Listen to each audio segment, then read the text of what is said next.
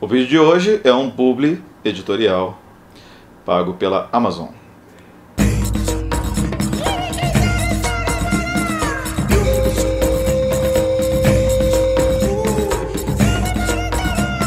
Estamos aqui hoje para falar sobre o vencedor da segunda edição do Prêmio Kindle de Literatura, que foi o Memorial do Desterro, do autor Mauro Maciel. O Prêmio Kindle, para quem não sabe, é um prêmio que, como eu já disse, está na segunda edição e que acontece na plataforma da Amazon mesmo por meio do Kindle Direct Publishing, né, que os autores eles publicam de forma independente seus e-books na plataforma da Amazon e se submetem a esse prêmio, né? Os livros tinham que ser inéditos, enfim. E nessa segunda edição, a Amazon recebeu, parece que 1.700 livros inscritos. Então, desses 1.700 livros inscritos, o júri, que foi formado por membros da Nova Fronteira e por escritores, inclusive o nosso já saudoso Carlos Heitor Coni e o Geraldo Carneiro, membro da Academia Brasileira de Letras, chegaram a 5 finalistas. Então, além do Memorial do Desterro, também chegaram à final Fernanda Melvi com o livro A Maga Neblina, o J.L. Amaral com Entre Pontos, o Mauro Lopes com Nova Jaguaruara e Bárbara Nonato com Pelos Caminhos do Tempo. Vamos falar aqui então um pouquinho sobre o Memorial do Desterro, do Mauro Maciel, que foi o vencedor que vai levar aí um prêmio de 30 mil em dinheiro e mais a publicação pela editora Nova Fronteira em livro físico, né? Eu li esse aqui no Kindle, inclusive no Kindle da Dona Valéria, que muito prontamente me emprestou o Kindle dela para que eu pudesse ler, né? O Kindle, para quem não sabe, é o leitor digital da Amazon, né? Esse aqui é o modelo mais simplesinho dele, mas eu achei ele legalzinho. Então, o Memorial do Desterro é narrado em primeira pessoa por um escritor que não se identifica, mas diz que é um escritor muito famoso, né? E um escritor que, pelo jeito como ele narra, pelo jeito como ele usa as palavras, é um escritor que se leva muito a sério, se tem em alta conta. E ele deixa a cidade de Santa Maria do Mar Revolto, que é uma cidade fictícia, e há 20 anos mora em São Miguel do Gostoso, que não é uma cidade fictícia, uma cidade litorânea que existe no Rio Grande do Norte mesmo, onde ele vive uma vida pacata e longe da vida literária, né? Ele é então um escritor desistente, ele para de escrever. Ele deixa uma propriedade em Santa Maria do Mar Revolto e a história começa com ele narrando os acontecimentos. Ele está no Atlântico Sul, escrevendo o livro, depois de ele ter prometido que ia parar de escrever, porque ele recebe a notícia de que o inquilino dele, que é um irlandês, identificado apenas como o Sr. Card, enfim,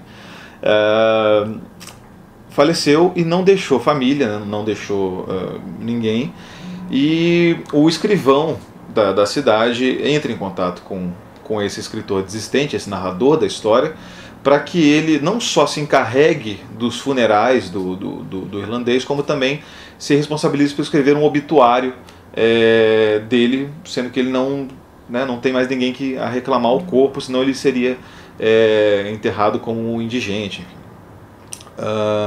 E a princípio o escritor ele reluta em fazer isso, porque ele nunca teve um contato exatamente com o inquilino dele. Ele só sabe que ele era um fã do trabalho literário do narrador, um fã que pediu um autógrafo e pediu para que ele voltasse a escrever. Ele não queria voltar a escrever, e 20 anos depois ele tem essa notícia de que o inquilino dele faleceu. Então ele cria uma situação ali em que uma pessoa se vê responsável pelo destino do corpo de outra, né?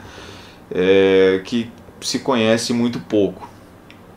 E a identidade desse irlandês já se mostra um desafio para ele. Então ele volta para a cidade de Santa Maria do Mar Revolto, no sul do Brasil, à procura de pistas que levem a possibilidade desse escritor escrever então o obituário desse irlandês morto, né?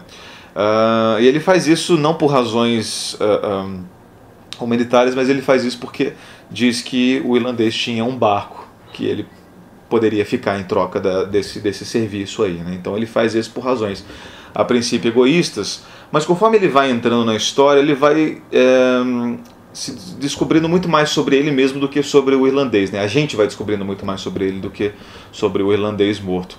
Um policial que aparece em dado momento da história para ajudar ele a fazer isso também vira um personagem, né? Como se fosse um escudeiro dele, um auxiliar que vem a a descobrir pistas, tentar descobrir pistas sobre esse inquilino morto dele.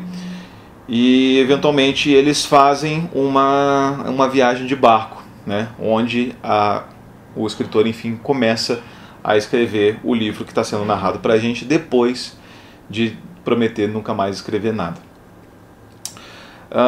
Com esse livro, eu acho que o Mauro Maciel fez além de colocar alguns opostos se conectando, né, o norte e o sul do Brasil, as praias do norte e as praias do sul do Brasil, né, a praia do norte, que é uma praia que ele admira, ele gosta muito da vida pacata que ele tem lá no Rio Grande do Norte, contra a fictícia cidade litorânea do sul do Brasil, que ele não gosta, a cidade que ele deixou, a cidade que, segundo ele, está cheia de fantasmas, né, de escritores, enfim.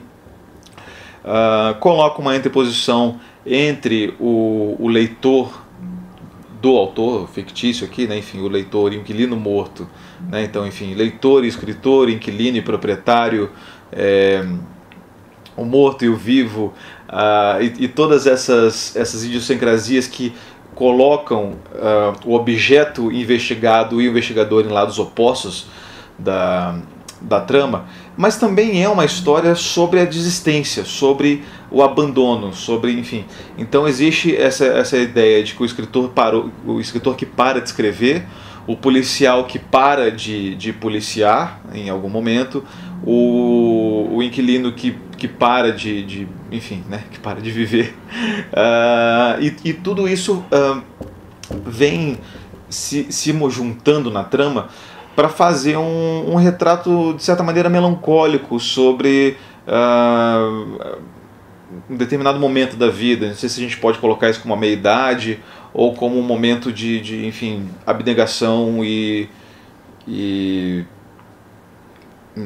renúncia das atividades artísticas, uma renúncia da estética, enfim.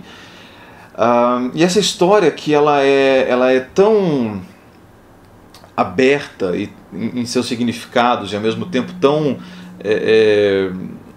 sintomática de um estado de espírito que o autor quer narrar, ela não deixa de refletir na gente por a gente também se ver assim, em momentos da vida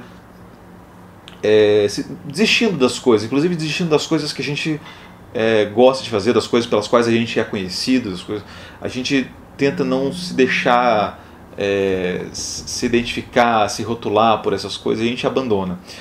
E essas coisas, essas circunstâncias fazem com que o escritor volte a escrever, então, no sentido de que a gente nunca está muito longe das nossas origens e longe dos nossos propósitos, né?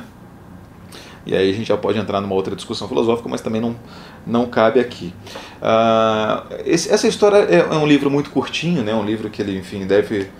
Imagino que em páginas de livro, né, é difícil mensurar pelo Kindle, mas eu imagino que ele deva ter em torno aí de umas 150 páginas por aí. Ele é um livro que ele é muito singelo naquilo que ele propõe, e é um livro que quanto mais ele avança para um desfecho, mais ele vai abrindo a história, mais ele vai deixando a história indissolúvel, mais ele vai deixando a história sem redenção, né? Então ele é muito legal por causa disso, assim.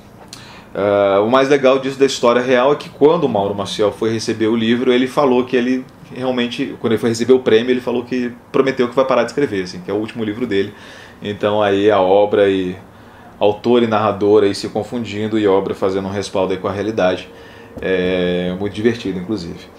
Mas, enfim, eu acho que era isso que eu tinha para falar sobre esse livro. Eu espero que vocês tenham gostado. O link para baixar vai estar aqui na descrição, e outras informações sobre os outros finalistas também vão estar aqui. Então é mais ou menos isso aí. Se inscreve no canal, dá um joinha, um abraço galera aí, tchau!